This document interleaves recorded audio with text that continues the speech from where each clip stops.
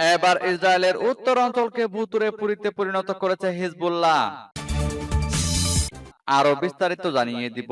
এদিকে মার্কিন ডেস্ট্রয়ার সহ 3টি জাহাজে ভয়াবহ হামলা চালিয়েছে হুতি বিদ্রোহীরা। এবার উত্তর কোরিয়া রাশিয়া সম্পর্ককে উচ্চ স্তরে নিয়ে যেতে চান পুতিন। এদিকে ইসরায়েলের গুরুত্বপূর্ণ স্থাপনার ভিডিও প্রকাশ করল হিজবুল্লাহ। আরো জানিয়ে দিব, এবার ইসরায়েলের সঙ্গে হিজবুল্লাহর সংঘাত এড়াতে তৎপর যুক্তরাষ্ট্র। এদিকে হুতি ক্ষেপণাস্ত্রের আঘাতে গ্রিসের কয়লাবাহী জাহাজটি ডুবে গেছে। এবার যুদ্ধকালীন মন্ত্রিসভা ভেঙে দিলেন নেতানিয়াহু। এবং সর্বশেষে জানিয়ে দিব, এদিকে চীনকে ন্যাটো প্রধানের হুঁশিয়ারি দাবি রিপোর্টে। শুনছিলেন সংবাদ শিরোনাম, এখন বিস্তারিত। তবে তার আগে অনুরোধ থাকবে এই ভিডিওতে একটি লাইক দিন এবং কমেন্টস করে জানিয়ে দিন আপনি কোন জেলা থেকে বা কোথায় থেকে আমাদের সাথে যুক্ত রয়েছেন, এবং সংবাদের সর্বশেষ গুরুত্বপূর্ণ আপডেট পেতে চ্যানেলটি সাবস্ক্রাইব করে আমাদের সঙ্গেই থাকুন। এবার ইসরায়েলের উত্তর অঞ্চলকে ভুতুড়ে পুরীতে পরিণত করেছে হিজবুল্লাহ। ইসরায়েলি গণমাধ্যমগুলো স্বীকার করেছে, লেবাননের হিজবুল্লাহ ইসরায়েলের উত্তর অঞ্চলে হামলা শুরু করার পর আল জালিল এবং অধিকৃত গোলান মালভূমির 5200 হেক্টর জমি আগুনে জ্বলছে। এই ক্ষয়ক্ষতি ইসরায়েলিদের জন্য এক কথায় অপূরণীয়। এই ক্ষয়ক্ষতির ফলে বিশেষ করে ক্ষমতাসীন ইসরায়েল সরকারের জন্য বড় রকমের সংকট তৈরি হয়েছে। পার্স টুডের মতে ইসরায়েলি মিডিয়া জোর দিয়ে বলেছে যে যুদ্ধের ফলে আল জালিল এবং অধিকৃত গোলান অঞ্চলে সৃষ্ট বিপুল পরিমাণ ক্ষয়ক্ষতি কাটিয়ে উঠতে কয়েক বছর সময় লাগবে। অপরদিকে হিব্রু মিডিয়া জানিয়েছে, লেবাননের হিজবুল্লাহ তাদের দেশ ও ইসরায়েলের সীমান্তে যুদ্ধ শুরুর পর থেকে আল জালিলে অন্তত 6000 রকেট এবং ড্রোন নিক্ষেপ করেছে। মিডিয়াগুলো স্বীকার করেছে, ইসরায়েলের উত্তর অঞ্চলে লেবাননের হিজবুল্লাহ রকেট ও ড্রোন হামলার ঘটনায় ওইসব এলাকার ইহুদিবাদী বসতিগুলো ভুতুড়ে পুরীতে পরিণত হয়েছে। ইসরায়েলি মিডিয়াগুলো বর্তমান সরকারের সাথে যুদ্ধে লেবাননের হিজবুল্লাহর অর্জনের কথা স্বীকার করেছে। মিডিয়াগুলো জানিয়েছে, হিজবুল্লাহর বিমান প্রতিরক্ষা ব্যবস্থা ইসরায়েলি ড্রোনগুলোকে ধ্বংস করতে সফল হয়েছে। এদিকে মার্কিন ডেস্ট্রয়ার সহ 3টি জাহাজে ভয়াবহ হামলা চালিয়েছে হুতি বিদ্রোহীরা। আবারও হুতিদের হামলার টার্গেট হয়েছে মার্কিন ডেস্ট্রয়ার। লোহিত সাগর ও আরব সাগরে হামলার শিকার হয়েছে আরো 2টি জাহাজ। এক বিবৃতিতে এমন দাবি করেছে হুতি বিদ্রোহীরা।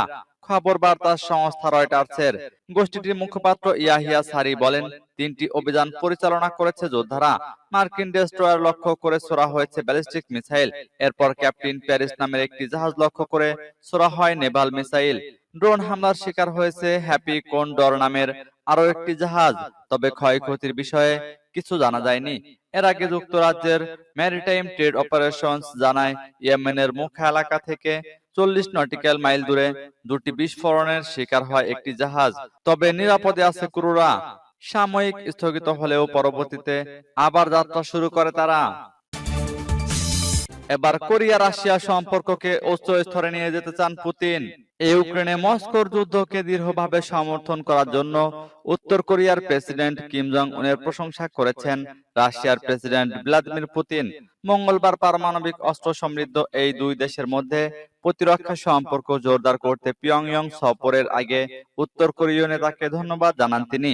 এবারের সফরটি দুই দেশের সম্পর্ককে উচ্চ স্তরে উন্নীত করবে উল্লেখ করে রাশিয়ান নেতা বলেছেন, এটি দুই মিত্রের মধ্যে সমান সহযোগিতা বিকাশে সহায়তা করবে। দ্বিতীয় বিশ্বযুদ্ধের পর উত্তর কোরিয়ার প্রতিষ্ঠা লগ্ন থেকেই দুই দেশ ঐতিহাসিক মিত্র। 2022 সালে রাশিয়া ইউক্রেনে আক্রমণ চালানোর পর মস্কো পিয়ংইয়ং সম্পর্ক আরো জোরদার হয়। যদিও পুতিন ক্রমবর্ধমান চাপের মুখে আন্তর্জাতিকভাবে কিছুটা বিচ্ছিন্ন হয়ে পড়েছেন, তাই এখন বন্ধু রাষ্ট্রের শরণাপন্ন হচ্ছেন। গত মাসে পেন্টাগন দাবি করেছিল যে উত্তর কোরিয়ার ব্যালিস্টিক ক্ষেপণাস্ত্র ইতিমধ্যেই ইউক্রেনের যুদ্ধক্ষেত্রে নিক্ষেপ করা হচ্ছে। যুদ্ধের ধ্বংসাবশেষ বিশ্লেষণে তা প্রমাণিত হয়েছে। এরপর পরে উত্তর কোরিয়ায় পুতিনের এই সফর নিয়ে উদ্বেগ প্রকাশ করে যুক্তরাষ্ট্র। সোমবার দেশটির জাতীয় নিরাপত্তা পরিষদের মুখপাত্র জন কির্বি এক প্রেস ব্রিফিংয়ে এই উদ্বেগ প্রকাশ করেন। এদিকে ইসরায়েলের গুরুত্বপূর্ণ স্থাপনার ভিডিও প্রকাশ করল হিজবুল্লাহ। ইসরায়েলের সামরিক ও বেসামরিক স্থাপনার একটি ভিডিও প্রকাশ করেছে ইরান সমর্থিত লেবাননের সংগঠন হিজবুল্লাহ। প্রায় 10 মিনিটের ভিডিওটি ড্রোন দিয়ে ধারণ করা হয়েছে বলে জানিয়েছে ইসরায়েল। মঙ্গলবার CNN এর প্রতিবেদনে বলা হয়েছে, ভিডিওতে ইসরায়েলের বেশ কয়েকটি শহরের গুরুত্বপূর্ণ সামরিক ও বেসামরিক স্থাপনা দেখা গেছে। ঘটনার পর ইসরায়েল হিজবুল্লাহকে সর্বাত্মক যুদ্ধের হুঁশিয়ারি দিয়েছে। ইসরায়েলের পররাষ্ট্রমন্ত্রী ইসরায়েল কাতজ সামাজিক যোগাযোগ মাধ্যম এক্সে এক পোস্টে বলেন, হিজবুল্লাহ এবং লেবাননের বিরুদ্ধে আমরা খেলার নিয়ম পরিবর্তনের মুহূর্তের খুব কাছাকাছি যাচ্ছি। সর্বাত্মক যুদ্ধে হিজবুল্লাহকে ধ্বংস করা হবে আর লেবানন মারাত্মক আঘাত পাবে। হিজবুল্লাহর প্রকাশিত ভিডিওতে আরো দেখা গেছে এটির কিছু অংশ দিনের বেলায় ধারণ করা। ভিডিওতে ইসরায়েলের লেবানন সীমান্ত থেকে দক্ষিণে অবস্থিত হাইবা বন্দরের জনবহুল শহর কিরওয়াতের দৃশ্য দেখানো হয়েছে। ভিডিওর অন্য অংশে হাইপার কাছে সামরিক কমপ্লেক্স, যেখানে ইসরায়েলের রাফায়েল অস্ত্র তৈরি কারখানা দেখানো হয়েছে। সেখানে আয়রন ডোম ব্যাটারি, ক্ষেপণাস্ত্র সংরক্ষণাগার এবং রাডার স্থাপনাও রয়েছে। এছাড়া ভিডিওতে সামরিক যান, জাহাজ এবং তেলের ডিপো দেখানো হয়েছে। এবার ইসরায়েলের সঙ্গে হিজবুল্লাহর সংঘাত এড়াতে তৎপর যুক্তরাষ্ট্র। গাজায় ইসরায়েল ও হামাসের সঙ্গে চলমান যুদ্ধের মধ্যে নতুন করে আরো একটি যুদ্ধ পরিস্থিতি তৈরি হয়েছে। লেবাননের প্রতিরোধ যোদ্ধা হিজবুল্লাহর সঙ্গে ইসরায়েলের একটি বড় ধরনের যুদ্ধ পরিস্থিতির অবস্থা তৈরি হয়েছে। এ অবস্থায় আসন্ন যুদ্ধ ঠেকাতে তৎপরতা শুরু করেছে তেল আবিবের ঘনিষ্ঠ মিত্র যুক্তরাষ্ট্র। হোয়াইট হাউসের একজন বিশেষ দূত জানিয়েছেন, ইসরায়েল ও হিজবুল্লাহর সঙ্গে বড় ধরনের যুদ্ধ ঠেকাতে যুক্তরাষ্ট্র কাজ করছে। মঙ্গলবার লেবানন সফরকালে হোয়াইট হাউসের বিশেষ দূত আমোস হোচস্টাইন বলেন, ইরান সমর্থিত গোষ্ঠী হিজবুল্লাহ ইসরায়েলের সঙ্গে অল্প পরিসরে হামলায় জড়িয়ে পড়েছে। এ অবস্থায় নতুন করে এক যুদ্ধ পরিস্থিতির সৃষ্টি হয়েছে, তাই যুক্তরাষ্ট্র নতুন যুদ্ধ ঠেকাতে কাজ করে যাচ্ছে। গত বছরের অক্টোবরে গাজায় ইসরায়েলি হামলার পর থেকেই হিজবুল্লাহর পক্ষ থেকে তেল আবিবে হামলা চালানো হচ্ছে। গত 8 মাস ধরে ইসরায়েল ও লেবানন সীমান্তে হামলা চলছে। সবশেষ গত সপ্তাহে লেবাননের প্রতিরোধ যোদ্ধা হিজবুল্লাহ ইসরায়েলে সামরিক বাহিনীকে লক্ষ্য করে শত শত রকেট ও ড্রোন হামলা চালায়।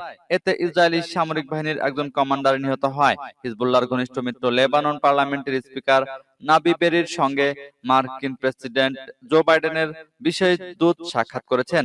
ওই সাক্ষাতে তিনি দ্রুতই এ সংকট সমাধানের আহ্বান জানিয়েছে। এদিকে হুতি ক্ষেপণাস্ত্রের আঘাতে গ্রিসের কয়লাবাহী জাহাজটি ডুবে গেছে। গ্রিসের মালিকানাধীন কয়লাবাহী জাহাজ টিউটর লোহিত সাগরে ডুবে গেছে। গত এক সপ্তাহ আগে এটি ক্ষেপণাস্ত্রের আঘাতে ক্ষতিগ্রস্ত হয়েছিল। যুক্তরাজ্যের সমুদ্র বাণিজ্য অপারেশন গুরুত্বপূর্ণ সমুদ্র পথে বাণিজ্যিক জাহাজ পর্যবেক্ষণ ও শনাক্ত করে। মঙ্গলবার সংস্থাটি জানিয়েছে, জাহাজটি সর্বশেষ যে স্থানে দেখা গিয়েছিল সেখানে ধ্বংসাবশেষ এবং তেল পাওয়া গেছে। সংস্থাটি উল্লেখ করেছে যে জাহাজটি সম্ভবত অন 419 N04 এই অবস্থানে ডুবে গেছে এবং অন্যান্য জাহাজগুলোকে ওই এলাকায় সতর্কতা অবলম্বন করতে বলেছে। লোহিত সাগরের হুদায়দা বন্দরে গত 12 জুন গ্রিসের টিউটর জাহাজে ক্ষেপণাস্ত্র এবং বিস্ফোরকবাহী রিমোট কন্ট্রোল নৌকা আঘাত হানে। এরপর জাহাজটিতে পানি উঠতে শুরু করে। আঘাতের সময় ইঞ্জিন রুমে থাকা একজন ক্রু সদস্য নিখোঁজ হয়েছেন। এর আগে গত 2রা মার্চ হুতিদের ক্ষেপণাস্ত্রের আঘাতে 41,000 টনেরও বেশি সার বহনকারী ব্রিটিশ মালিকানাধীন রুবিমার জাহাজটি বিধ্বস্ত হয়ে ডুবে যায়। ফিলিস্তিনের গাজায় ইসরায়েলের হামলা শুরুর পর গত নভেম্বরের মাঝামাঝি সময় থেকে এডেন উপসাগরের আন্তর্জাতিক বাণিজ্যিক জাহাজ লক্ষ্য করে ড্রোন ও ক্ষেপণাস্ত্র হামলা চালিয়ে যাচ্ছে ইরান সমর্থিত হুতিরা। এবার যুদ্ধকালীন মন্ত্রিসভা ভেঙে দিলেন নেতানিয়াহু। ইসরায়েলের প্রধানমন্ত্রী বেনিয়ামিন নেতানিয়াহু 6 সদস্যের যুদ্ধকালীন মন্ত্রিসভা ভেঙে দিয়েছেন। সোমবার কাতার ভিত্তিক সংবাদ মাধ্যম আল জাজিরার প্রতিবেদনে এই তথ্য জানানো হয়েছে। এক সপ্তাহ আগে মধ্যপন্থী বিরোধী নেতা বেনি গান্তজ এবং তার মিত্র গাডি আইজেনকোট যুদ্ধকালীন এই মন্ত্রিসভা থেকে পদত্যাগ করেন। এরপরে এই মন্ত্রিসভা ভেঙে দেওয়ার পট প্রস্তুত হয়।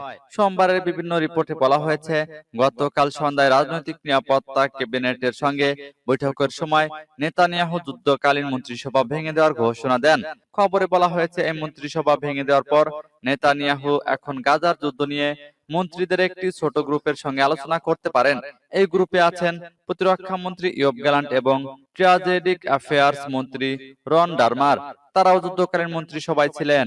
বেনি গান্তজের পদত্যাগের পর নতুন একটি যুদ্ধকালীন মন্ত্রিসভা গঠনের জন্য নেতানিয়াহুকে চাপ দিয়ে আসছিল তার জোটের কঠোর ডানপন্থী মন্ত্রীরা।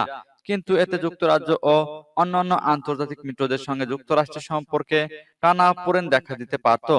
গাজা যুদ্ধ পরবর্তী পরিকল্পনার অভাব এবং যুদ্ধে নেতানিয়াহুর নেতৃত্বে ব্যর্থতার অভিযোগে গান্তজ ও আইজেনকোট পদত্যাগ করেছিলেন। এদিকে চীনকে ন্যাটো প্রধানের হুঁশিয়ারি। ইউক্রেন যুদ্ধে রাশিয়াকে সমর্থন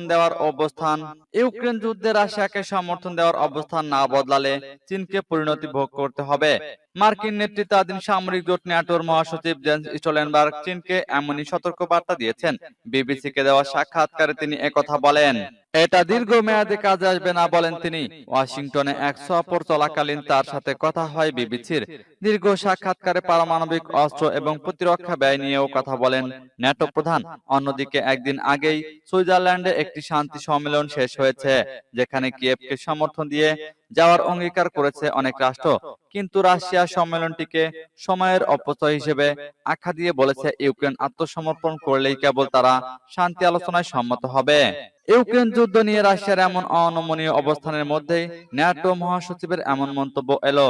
ইউক্রেন যুদ্ধ নিয়ে রাশিয়ার এমন অনমনীয় অবস্থানের মধ্যেই ন্যাটো মহাসচিবের এমন মন্তব্য এলো।